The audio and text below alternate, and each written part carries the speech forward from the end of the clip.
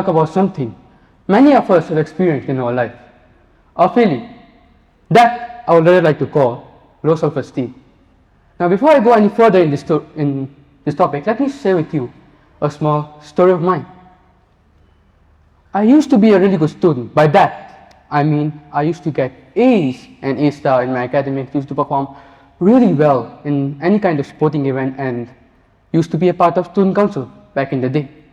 Now, after I joined a new school here in Lusaka, I met a certain individual who seemed like they were really prepared to take on anything in their life. Like they were better than me in academics, yeah, they were better than me they were like popular in school. And then one thing that actually makes me most angry is most like makes me confused is that anything they participated in, they would at least get an award. Now me as a student who never thought it's possible by someone else was really discouraged. Then I tried to follow their footsteps, tried to do what they did, not knowing if I will fail or succeed. And that's where things started to go downhill. So, people who have this feeling tend to do things that they do not intend to. Many people will not talk to others due to this, while others will constantly try to show that they're better. This feeling of low self-esteem arises when the person, he or she, begins to think that they are not good enough. And it continues to grow as other people continue to judge them, to continuously criticize them for their work and even reject them. Now this leaves a scar in their life which they follow throughout their adulthood. Many famous personalities like Lady Gaga and Michael Jackson found ways to like kind of tackle this, but not in a very good way. A very weird way, if I say personally. Lady Gaga, because she was criticized for her different look, she started to wear excessive makeup.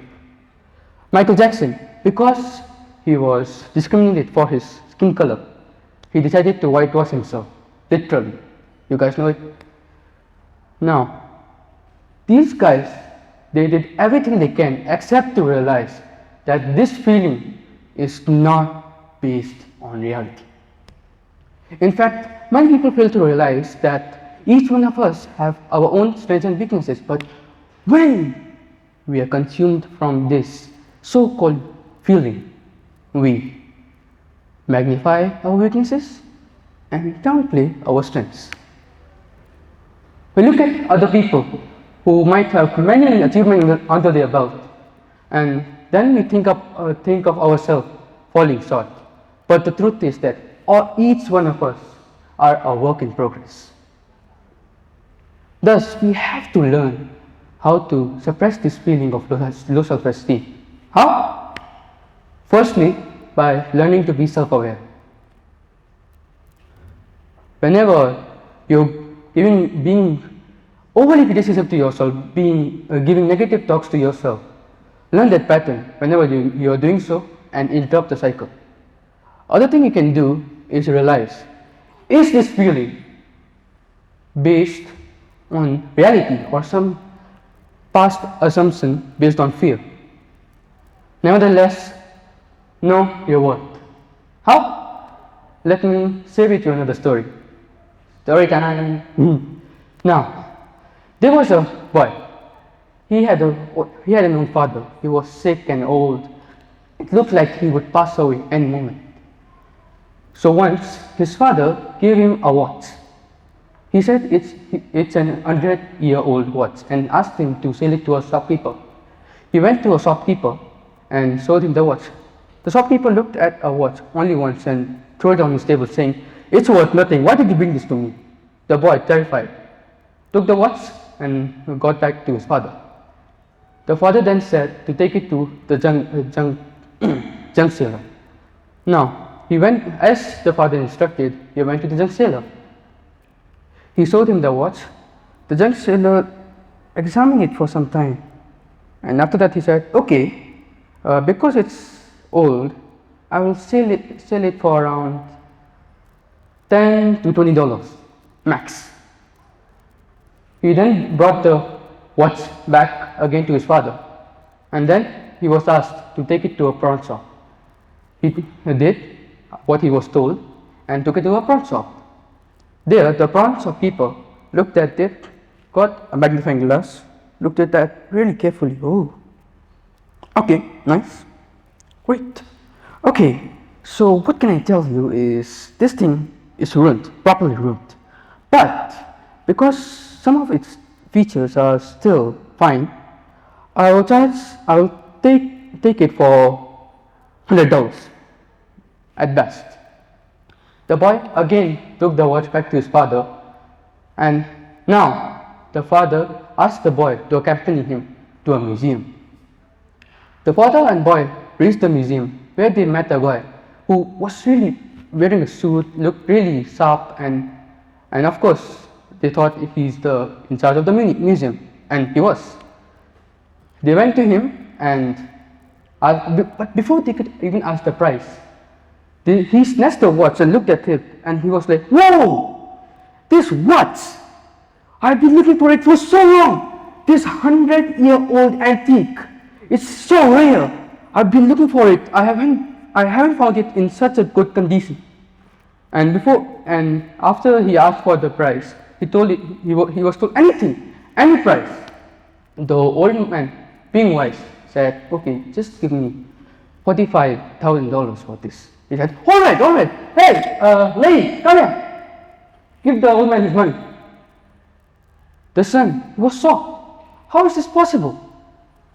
Then the father told him, it's because the in charge of the museum knew the true worth of the watch, and the same is for you. You can either be nothing, just like the shopkeeper told him. You can either be a $10 or $20 thing. You can either be a $100 thing, or you can be a $45,000 thing, or even more.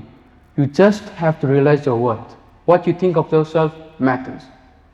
There are so many people in this world who could have done better, but because they failed to realize their own potential, their own worth, they got discouraged, and hence they failed. So, to get better, work on your stance and self-confidence, even though it doesn't grow up overnight. Learn to acknowledge yourself for each and everything you do, and see how it changes your self-perspective. One last thing I would ask you to do is, do not compare yourself, because it is said, comparison is the thief of joy. We come from different backgrounds and have our own journey through different challenges and talents. So realize this, that it's okay to embrace your path, and it's okay to grow at your own pace. We, the people, have the potential to change the world, and by changing our own self-perspective, we can open doors that once we thought were not meant for us. So stop staying in denial. Stop saying I'm not good enough. Yes, you are not better, but you are not worse. You are perfect the way you are. Believe that. You,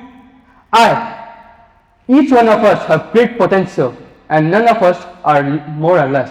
We are a work in progress. And with that, ladies and gentlemen, I conclude. Thank you, and have a nice day.